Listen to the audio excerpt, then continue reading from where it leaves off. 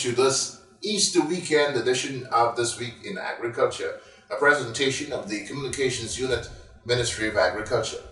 We've had a busy week this past week. Agriculture in Guyana has certainly become an exciting activity. More and more people are becoming interested in getting involved in this wealth-generating sector. And with the incentives being provided by government through the Ministry of Agriculture and other stakeholders, we're seeing more and more people becoming involved. We are seeing international organizations interested in coming here and setting up shop in terms of getting land and becoming involved in a variety of pursuits, even if it's at the basic level of cultivating crops or value added or downstream processing and so on. We are seeing heightened interest globally. People from as far away as Dubai wanted to come to Guyana and establish farming operations or some agriculture-based activity in an effort to tap into what they see as an exciting sector here in Guyana, young oil-producing nation. And so exciting times are ahead for us in agriculture, and it is indeed a pleasure for me to be at this in this position to share with you all that is happening in agriculture in Guyana and how it is impacting on the Caribbean and sooner or later down the road, the entire world. All right, we've got the low carbon development strategy being rolled out, the updated version, consultations for which are being conducted across the country. Agriculture Minister Zulfikar Mustafa was in West Berbice this past week talking with residents about the program and how it has been amended and how important their input is to the updated document which will be taken to Parliament and laid before it, inclusive of those recommendations and suggestions from residents and stakeholders within the agriculture sector in Guyana, and indeed all related sectors, all stakeholders across the country as it relates to this updated LCDS. All right, so we'll be hearing all about what Agriculture Minister Zulfikar Mustafa has been up to this past week for week ending April 16th. For those of you heading out to the 63 beach tomorrow or to any of the beaches across the country, the creeks, wherever, we're outside this Easter. It's been 2 years since we've been out, and so it's exciting times. We're going to go out. We've been going out all weekend. Hopefully, we're being responsible. And tomorrow, we don't want to drink and drive. We want to assign a driver, designate a driver who will not drink, and be responsible only for getting us there and taking us home safely, taking it for the team, as it were. All right? So, happy Easter to each and every one of you. I want to do this on my own behalf and on behalf of the Minister of Agriculture and all the folks from the Ministry of Agriculture, to you, our farmers, and to all of Guyana. We will be back after these messages. Here's an important notice. Do you know that it is illegal to import, store, distribute, sell, and purchase antibiotics without a license or prescription, as the case may be? According to the Antibiotic Act of 1952, owners of livestock and other animals are not permitted to purchase and use antibiotics unless prescribed by a veterinarian. It should be noted that the misuse of antibiotics could result in the development of resistance to the very antibiotic, which in turn will pose health risks to the animal and to humans. The GLDA advises that farmers should not administer antibiotics to animals unless prescribed by a veterinarian. Non-compliance with this act will result in fines and imprisonment. A message from the Guyana Livestock Development Authority, Ministry of Agriculture.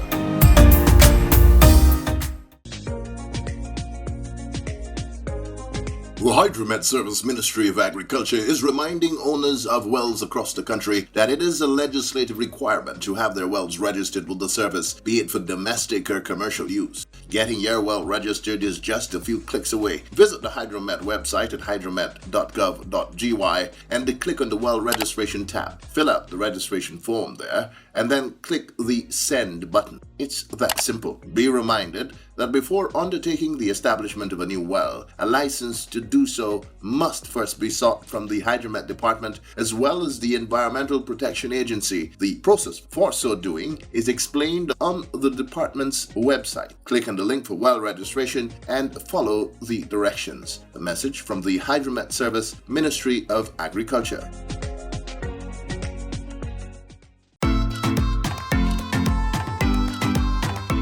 Over the last 10 years, seed treatment has been proven to be very effective in protecting rice plants from damage by early season pests such as water weevils, leaf miners, and caterpillars. This protection can last for up to 30 days. In so doing, it allows for better establishment of the rice plants and later no bare spots in the field. Seed treatment also negates the need for using harmful pesticides during the first 30 days of the crop and therefore allows the buildup of beneficial insects such as the ladybird beetle, damselflies, dragonflies, and spiders, which will later prove useful against paddy bugs at every stage of their life cycle. Seed treatment involves the application of fipronil at 20% soluble concentrate in a spray can to germinated seed. The mix is 1 liter of fipronil to 2.5 gallons of water to treat 10 120-pound bags of paddy. This can be done manually as seen here. The seed is spread on a level surface and the chemical applied using a spray can. It is then turned and sprayed a few times until the farmer is satisfied that he has achieved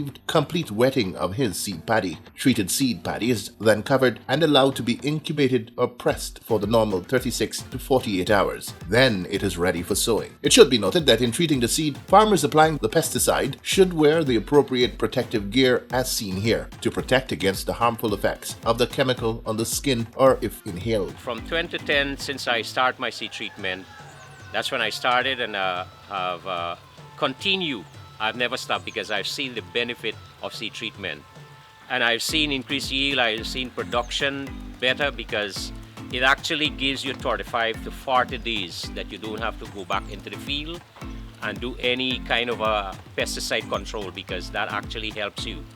So farmers, I'm advising you and I'm giving you that advice because I've been doing this since 2010 and I'd like to see farmers benefit also from these 6 points. Seed treatment is a critical step in the realization of higher yield. If you have not yet adopted this practice, try it this crop. A message from the GRDB, Ministry of Agriculture.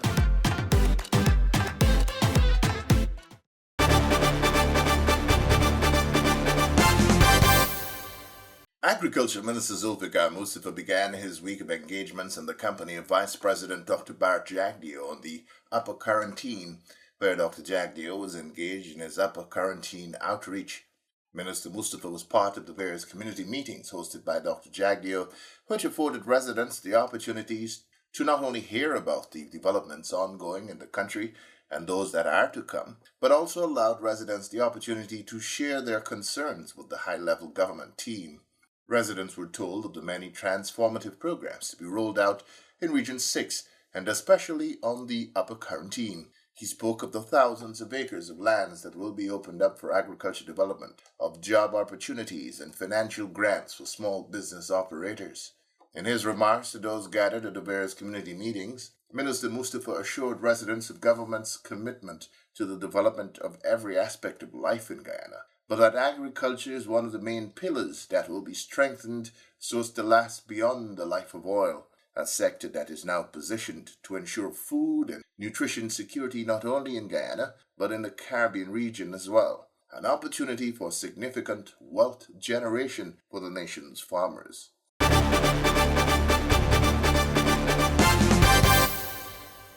On Wednesday, Agriculture Minister Zulfikar Mustafa hosted a signing ceremony at which a total of $1.3 billion in contracts were signed off as part of the 2022 work program. Among the many contracts signed was one for $569 million awarded to Geico Construction and General Services, Inc. for the dredging of the mouth of the Pomeroon River. This will mean much relief to farmers of Region 2 who have long been suffering losses due to flooding as a result of the blocked-up state of the mouth of the Pomeroon. In addition to the dredging of the mouth of the Pomeroon, farmlands along the Pomeroon River and Supernam Creek will also be empolderd. The empoldering contracts, totaling some $186 million, were awarded to ANS General Store, Adamantium Holdings, Arabzi Trading, and S&J Services and Supplies. Minister Mustafa, in remarks just before the signing, spoke of the nature of the projects being signed off and the key importance to the development of the local agriculture sector this year. We have processing facility at MMA. MMA is a large rice growing area, and we are enhancing the facility that we have there. We have the supply and delivery of two complete set of land level equipment for Gaisuku. Gaisuku also have a turbine for the iPlot estate, right? That is giving us this issue. We have generator for GMC. We have a number of drainage work in the farm room. You know, the farm room is very prone to flooding, and those block drainage that we are doing there, a number of those block drainage will continue this year. We have the 10,000 acres of land that the president, when he went in on his outreach to SQ, under meaning, he said that we'll open up those land there. We have the road there, and when that road is completed, we'll have almost 10,000 acres of land that will be made available to the farmers there. We have NDIA pontoon. Rehabilitation of NDIA pontoon for Region 2, 6 and 10. We will construct a new regional office in Linden. We have one of the most important burning issues, we know for a fact that the dredging of the Pomeroon River, that's a major project. And when the Vice President had that consultation at the Convention Center, that matter was raised by the farmers very passionately. And that contract will be signed this afternoon too. The dredging of the Pomeroon River is almost $569 million. Geico has been awarded. Geico here? Yes. Oh, sorry, I see Mr. Kumar saying right. So they have been awarded, they have the necessary equipment, and this is a very, very important project for us. So that will be tremendous work to be done there, because I think when the Pomeroon River is dredged and these block drainage, we complete these block drainage in the Pomeroon, I think that the Pomeroon the flood will be eased. We have a lot of mitigation taking place there. Those are some of the big projects that we have. As I said, we are now putting our country in place to take up the slack in the agriculture sector in the Caribbean. We want to reduce, as I said, CARICO want to reduce the food import bill by 25% in 2025. And if we have to do that, Guyana has to play the most important role in CARICO.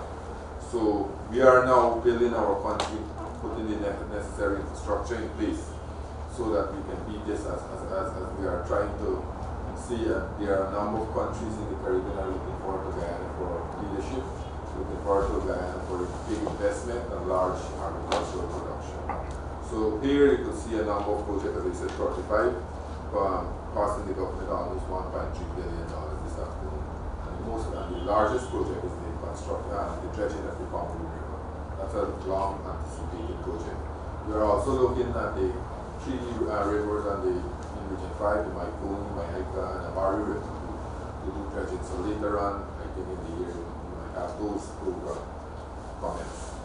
And we are also looking to do a lot of major drainage work in the other regions 3, 5, and 6 to do major drainage. There was a consultation a few weeks back at the Convention Center, and those suggestions came from the farmers. We are continuing the consultation across the country. Work in fulfillment of the various contract obligations are to begin immediately.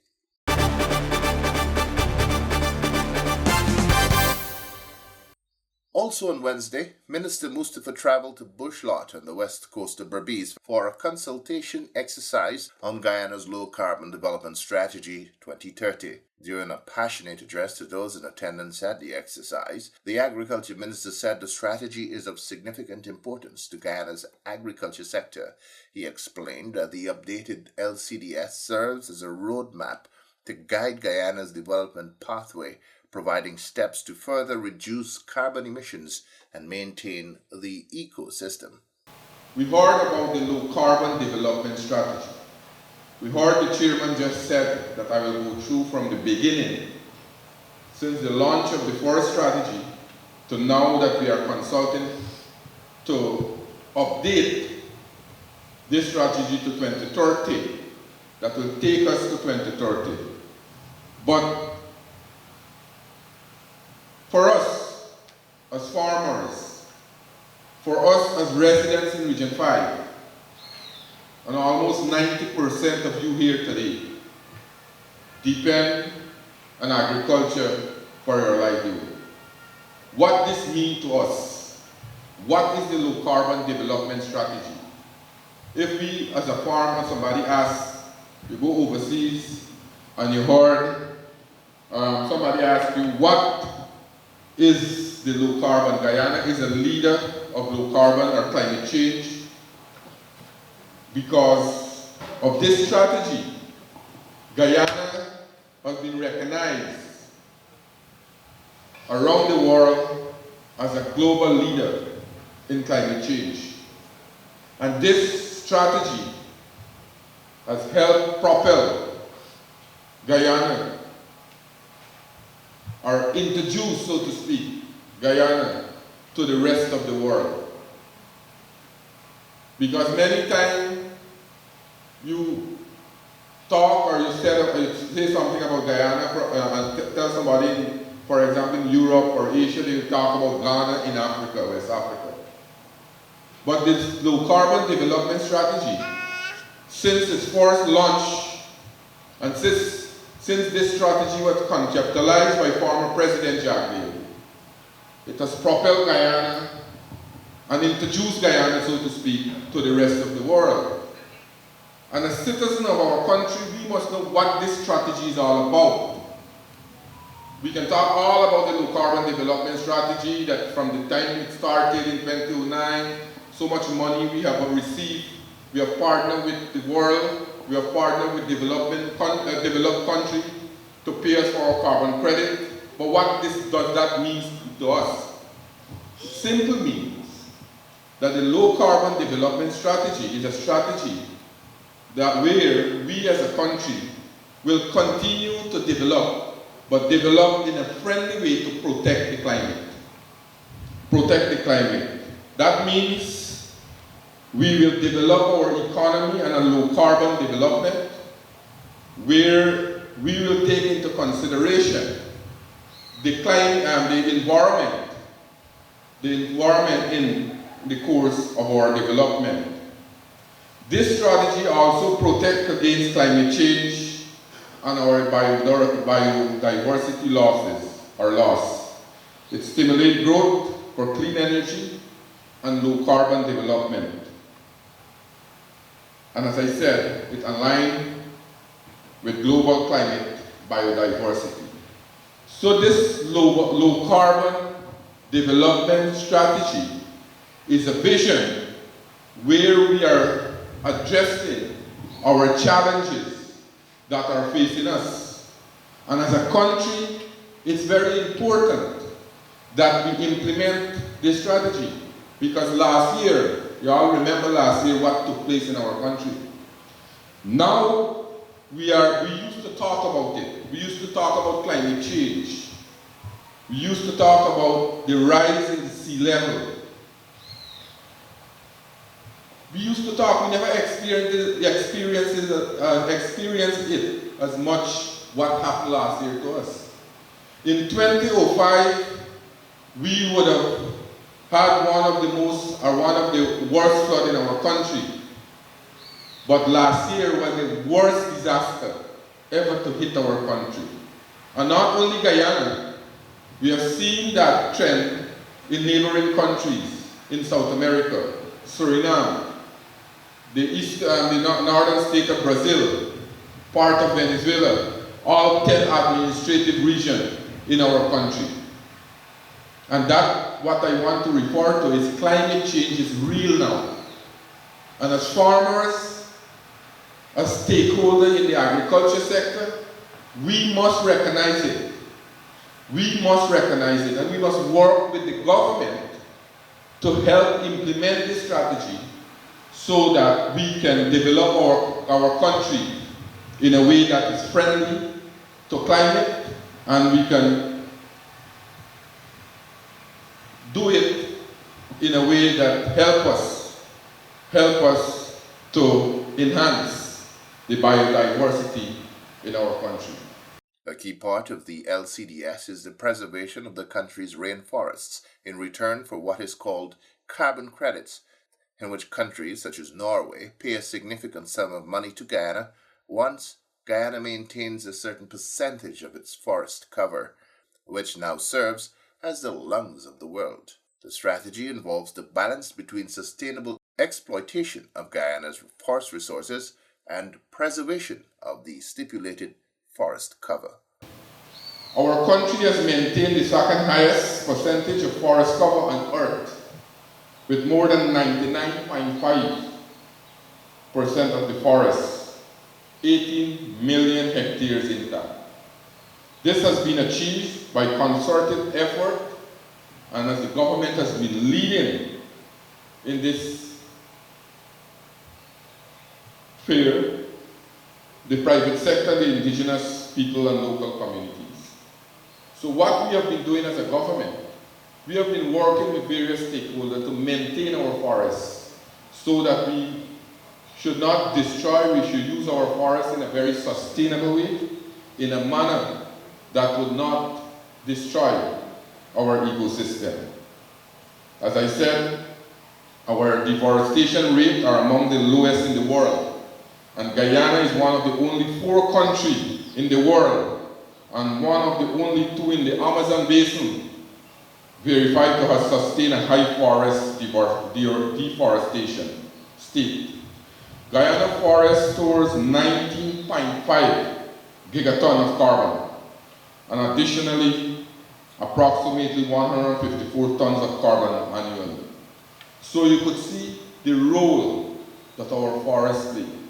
That is why in 2012, if I could remember right, we partnered with Norway and an agreement was signed at that time by former President Jagdeo and Norway for us to sell carbon credit to the world, where they will pay us, where Norway will pay us money to sustain our forests, to keep our forests intact. And I think we have earned close to about $212 million, US dollars, from selling our carbon to the world with that agreement.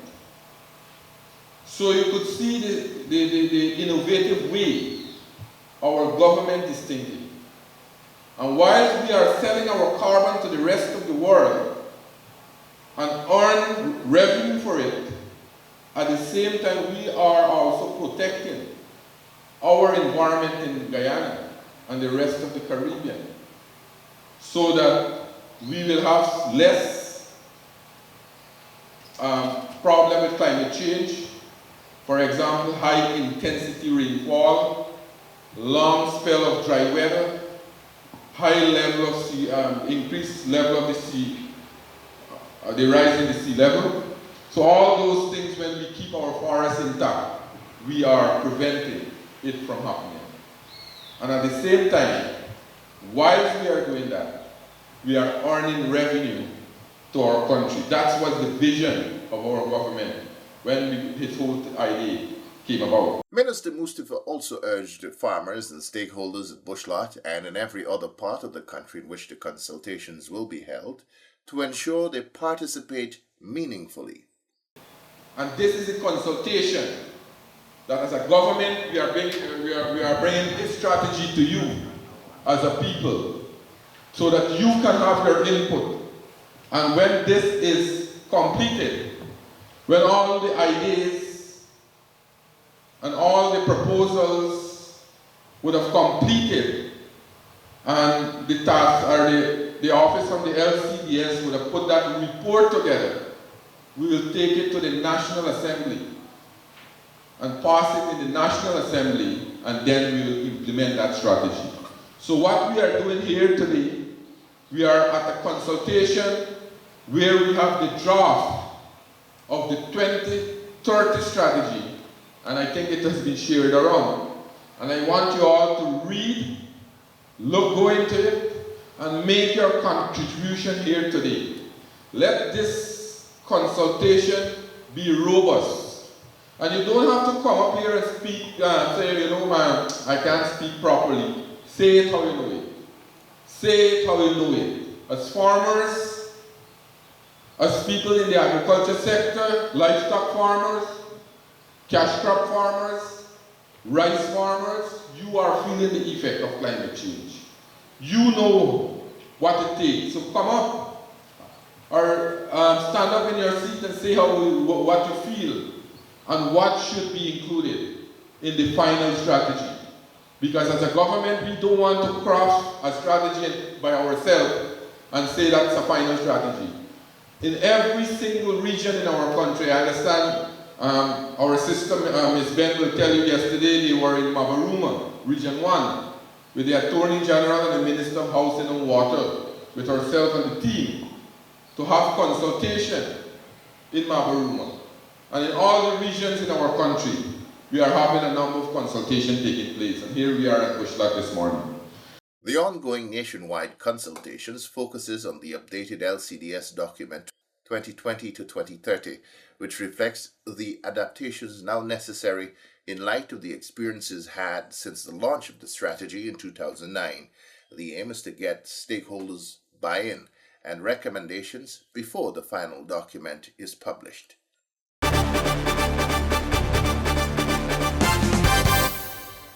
On Thursday, Agriculture Minister Zulfikar Mustafa met with a team of investors from Canada who have expressed an interest in the production of high-valued crops such as fruits, nuts, coconuts, and pineapples for selected markets along the east coast of the USA and Europe. The delegation comprised Canadian investor and CEO of Guyana Gold Port Resources, Inc., Mr. Todd McMinn, Mr. Tony Davis, and in-country CEO, Mr. Yannick David. And also happening this past week, youths participating in the Youth Agriculture Entrepreneurship and Innovation Program, through which they are engaging in shade house cultivation of high-value crops, successfully harvested a quantity of cauliflower, which were then sold to high-end hotels and restaurants in the city. The project, which will see the construction of an initial 100 shade houses across the country, was launched by President Dr. Irfan Ali in early January and involves youths who graduated the Guyana School of Agriculture and the University of Guyana. 5 of the initial 100 shade houses were constructed at Nari at its demonstration farm at Mon Repos. It is from these initial shade houses that another successful harvest, this time of cauliflower, has been realized.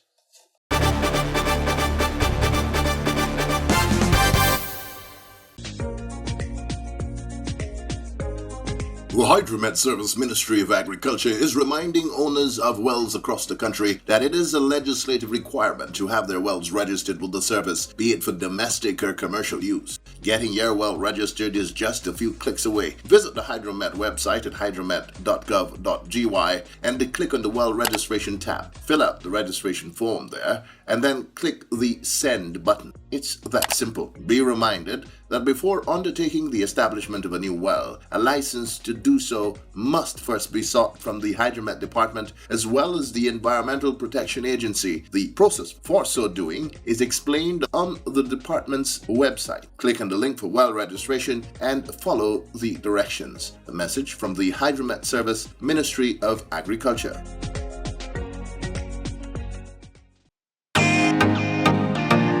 Here's an important notice. Do you know that it is illegal to import, store, distribute, sell, and purchase antibiotics without a license or prescription, as the case may be? According to the Antibiotic Act of 1952, owners of livestock and other animals are not permitted to purchase and use antibiotics unless prescribed by a veterinarian. It should be noted that the misuse of antibiotics could result in the development of resistance to the very antibiotic, which in turn will pose health risks to the animal animal and to humans. The GLDA advises that farmers should not administer antibiotics to animals unless prescribed by a veterinarian. Non-compliance with this act will result in fines and imprisonment. A message from the Guyana Livestock Development Authority, Ministry of Agriculture.